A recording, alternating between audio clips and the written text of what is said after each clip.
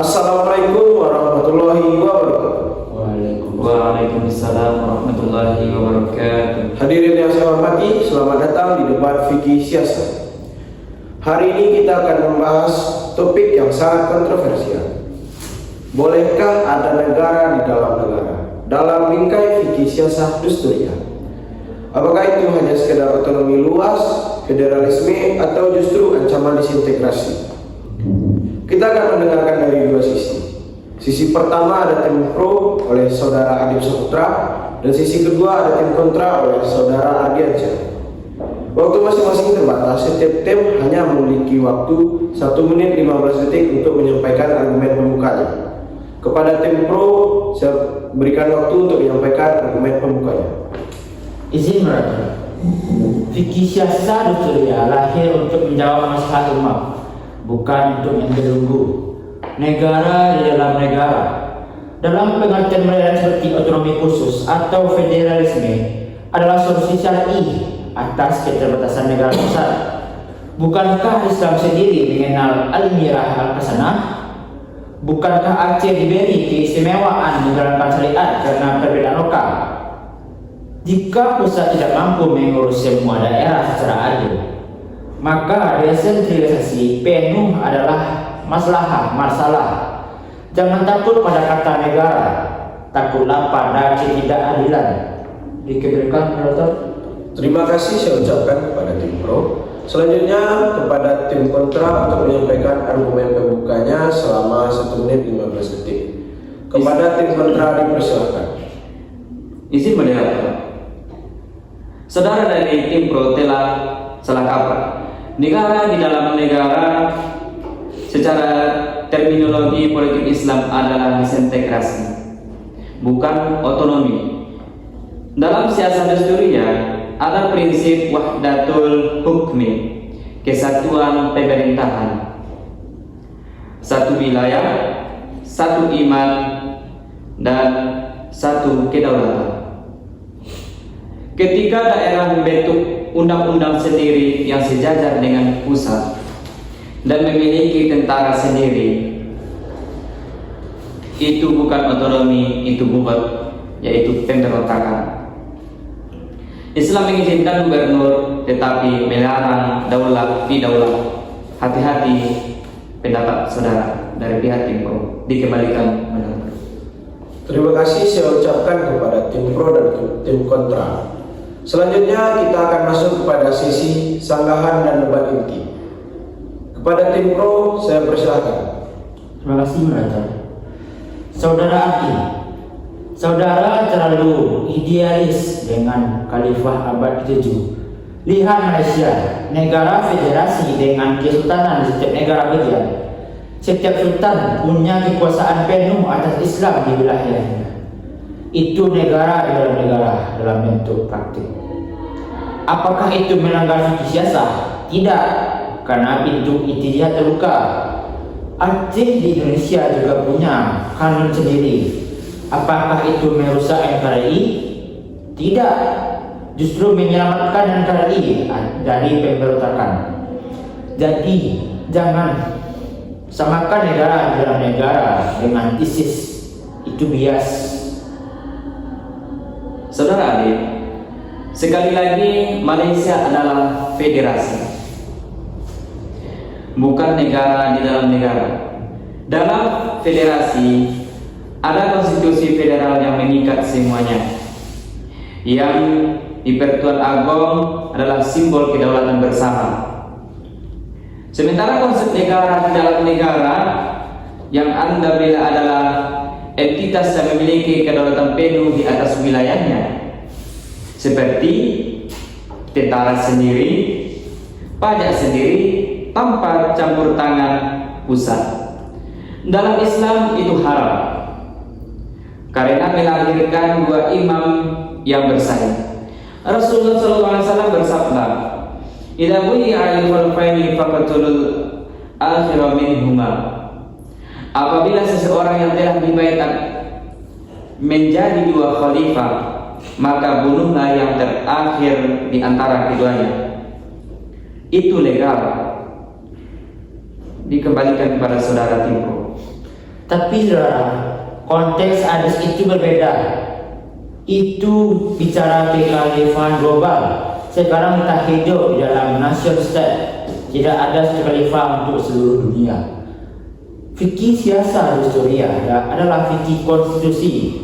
Jika konstitusi nasional mengizinkan negara bagian atau provinsi istimewa, maka ia sah secara syar'i selama tidak membawa kekufuran.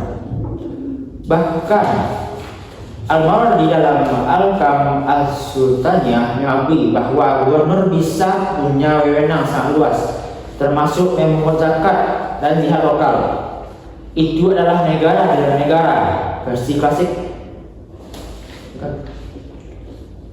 Sekali lagi saudara luasnya wewenang. Status negara gubernur di masa Umar bin Khattab sangat kuat, tetapi ia tetap tunduk pada pusat dalam hal siasa ammah, perang damai, keuangan strategis dan juga konstitusi. Saat saudara memberikan label negara kepada provinsi, Anda telah melanggar prinsip baiat. Dalam konsekuensinya, lihatlah sekarang di Irak Utara,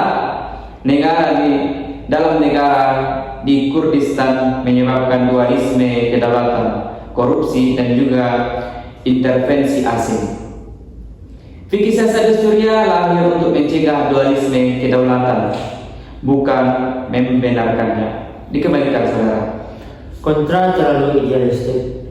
Dalam Al-Muwaqqat karya Iman Ash-Shahidi, masalah menjadi sumber hukum ketika tidak ada nas yang melarang. Tidak ada satupun ayat atau hadis yang melarang secara eksplisit sistem federal atau otonomi seluas-luasnya. Bahkan Ibnu Taimiyah dalam Asy-Syariah menjelaskan bahwa urusan pemerintahan diserahkan kepada ulil amri berdasarkan kondisi zaman dan tempat. Dalam Quran surat Asyura, wa amruhum surah bainhum, yang artinya dan urusan mereka diputuskan dengan musyawarah di antara mereka. Ayat ini tidak membatasi musyawarah hanya di tingkat pusat. Musyawarah bertingkat pusat daerah justru lebih mencerminkan keadilan jika masyarakat daerah sepakat untuk memberikan kewenangan seluas negara bagian demi kemaslahatan mereka. Maka tidak ada larangan syar'i selama tidak keluar dari bingkai tauhid dan syariat. Rasulullah memberi otonomi penuh kepada suku-suku Arab yang masuk Islam, seperti suku Daus yang tetap dipimpin oleh Tufail bin Ad-Dausi dengan wewenang mengurus sendiri urusan internal mereka, termasuk pengumpulan zakat dan penegakan hukum lokal. Ini adalah state with state dalam format awal. Izin saudara, kita bedakan antara otonomi dan negara. Yang kontra tolak adalah klaim kedaulatan ganda. Imam Al-Mawardi dalam Ahkam Al-Sultaniyah menyatakan bahwa seorang gubernur diangkat dan diberhentikan oleh imam, yaitu pemimpin pusat, jika gubernur mulai bertindak sebagai penguasa penuh tanpa kontrol pusat. Ia telah keluar dari baiat dan wajib diperangi sebagai bughat, yaitu pemberontak. Di dalam Quran surah Al-Imran ayat 103, wa'tasimu bihablillah jami'an wa la tafarraqu. Berpeganglah kalian semua kepada tali Allah tanpa, dan juga janganlah kalian bercerai-berai. Larangan tafarruq, bercerai-berai, mencakup perpecahan politik dan administrasi. Istilah negara di dalam negara menciptakan loyalitas ganda, loyalitas kepada pusat, loyalitas kepada negara bagian. Ini adalah pintu fitnah yang sangat besar. Syekh Taqiyuddin An-Nabawi, pendiri Hizbut Tahrir, menyatakan bahwa federalisme dalam Islam adalah bentuk tafriq yang diharamkan karena kedaulatan hukum dan politik harus tunggal di bawah khalifah. Meskipun pandangan ini ekstrim, tidak menunjukkan bahwa banyak ulama siasa yang menolak federalisme sebagai sistem yang baku. Dikembalikan. Kontra membawa ISIS sebagai contoh negatif. Itu keliru secara logika. Kami berbicara tentang federalisme demokratis seperti Jerman, Australia, dan Uni Emirat Arab. Dalam Uni Emirat Arab, 7 emirat memiliki kedaulatan penuh atas sumber daya lokal, tetapi tidak tunduk pada konstitusi federal. Ini analogi kias dari sistem Al-Mirah Al-Qaslah dalam sistem Caesar Kassim. Dalam kias, dalam fikih berat, Islam mengakui amir di setiap front. Para sahabat yang sebagai amir atas wilayah yang jauh dari Madinah, seperti Mu'ad bin Jabal di Yaman. Mu'ad diberi wewenang penuh untuk memutuskan perkara, mengumpulkan pajak, bahkan menafsirkan sedikit jika tidak ada nas dari Rasulullah. Bukankah ini negara dalam negara dalam bentuk kasih? Dalam kaidah fikih, jazabahum jazakulum. Apa yang boleh sebagiannya boleh pula seluruhnya. Jika otonomi terbatas diperbolehkan dan terbukti membawa maslahat, maka otonomi seluas-luasnya juga diperbolehkan selama kontrol pusat tetap ada di level konstitusi, pertahanan, dan moneter. Mereka. Izin saudara dari tim pro lalai pada prinsip Saddu Az-Zariyah, menutup jalan kerusakan, itu memberikan label negara kepada suatu daerah meskipun niatnya baik, dan akan membuka celah bagi gerakan separatis sejarah membuktikan pemberian otonomi khusus tanpa batas yang jelas berujung pada gerakan kemerdekaan seperti Biafra di Nigeria dan juga Kashmir yang terus-menerus memanas. Rasulullah SAW bersabda, dan juga ini dalil pada awal tadi saya katakan, yaitu idza bunya li khulfaini faqatulul akhara minhuma. Apabila dua khalifah telah dibaiat, maka bunuhlah yang belakangan. Hadis ini menunjukkan bahwa Islam tidak mentolerir dualisme kepemimpinan dalam suatu wilayah, negara di dalam negara. Secara esensi menciptakan dua pusat kekuasaan, pusat nasional dan juga pusat lokal. Ini adalah awal dari perpecahan. Jika kita lihat dari pendapat Imam Al-Ghazali dalam Al-Iqtidal, Al-Ghazali menyatakan bahwa meskipun seorang pemimpin tidak ideal, lebih baik mempertahankan kesatuan daripada membuka pintu pemberontakan. Karena pemberontakan menghilangkan nizam, yaitu sistem yang lebih besar bahayanya daripada ketidakadilan lokal. Mungkin dikembalikan kepada moderator. Baik, terima kasih kepada dua tim karena telah menyampaikan argumen-argumen kuatnya. Selanjutnya kita akan mendengarkan kesimpulan dari masing-masing tim. Yang pertama itu saya beri waktu kepada tim kontra untuk menyampaikan kesimpulannya selama 1 menit 30 detik. Pada tim kontra saya persilakan. Terima kasih moderator. Hadirin, jangan kita terbuai dengan kata modern dan juga otonomi. Fikih siasat Dusturiah mengajarkan kedaulatan itu satu. Sekali lagi saya ulangi, fikih siasat Dusturiah mengajarkan kedaulatan itu satu. Jika saudara merancang bahwasanya negara federal atau otonomi seluas-luasnya, silahkan selama tidak dualisme kedaulatan. Tapi jika saudara membiarkannya adanya negara di dalam negara yang memiliki hak veto, hak perang sendiri dan juga konstitusi sendiri, maka Anda telah memberikan pintu perpecahan terbuka. Islam adalah agama persatuan. Wa'tasimu bihablillah jami'an. Tolak negara di dalam negara kecuali jika Anda siap dengan kehancuran umat. Kesimpulan saya, tidak boleh dalam fikih siasat Dusturiah. Dikembalikan moderator.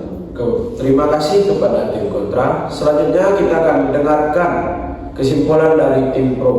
Kepada tim pro saya berikan waktu 1 menit 30 detik untuk menyampaikan kesimpulannya. Kepada tim pro saya persilakan. Saudara Adi, ketakutan Anda tidak berdasar. Negara dalam negara, dalam konteks negara majemuk dan luas adalah keniscayaan. Fikih siasat Syariah adalah fikih yang dinamis. Ia membolehkan perubahan bentuk negara selama maqasid syariat terjaga: agama, jiwa, akal, keturunan, harta. Otonomi khusus Aceh membuktikan bahwa syariat tumbuh subur dalam negara secara administratif selama Syuro terbuka dan pusat daerah bekerja dalam satu konstitusi. Maka itu sah. Jangan matikan ijtihad dengan retorika khilafah. Kesimpulan saya, boleh bahkan perlu dalam kondisi tertentu. Dikemukakan dari Baik rekan-rekan, barusan kita sudah mendengarkan kesimpulan dari tim pro maupun tim kontra. Selanjutnya, hadirin yang saya hormati, debat ini bukanlah ajang untuk memenangkan ego, tetapi untuk mendekatkan kita kepada kebenaran dalam baik bingkai fikih siasat atau bingkai syariat.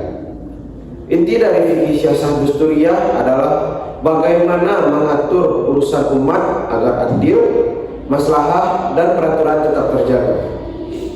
Apa yang dapat kita petik bersama dalam perdebatan tadi? Yang pertama itu ada otonomi daerah adalah sunnah siasat yang dipraktikkan sejak zaman Rasulullah, tidak ada yang berani melawan. Yang kedua, terminologi itu penting. Memberi label negara kepada entitas di bawah pusat mengandung risiko besar, baik secara syar'i maupun psikologis. Ijtihad tidak berhenti. Perbedaan ini menunjukkan bahwa fikih siasat adalah ilmu yang hidup. Setiap zaman dan tetap tempat memiliki tantangan tersendiri yang membutuhkan jawaban proporsional. Akhirnya mari kita jadikan debat ini sebagai pijakan untuk memperkuat persatuan umat, bukan justru melemahkan kepada perpecahan struktural yang tidak perlu. Akhir kata saya ucapkan wassalamualaikum warahmatullahi wabarakatuh. Waalaikumsalam warahmatullahi wabarakatuh. Siapa? Buka apa ya? Bentar nih.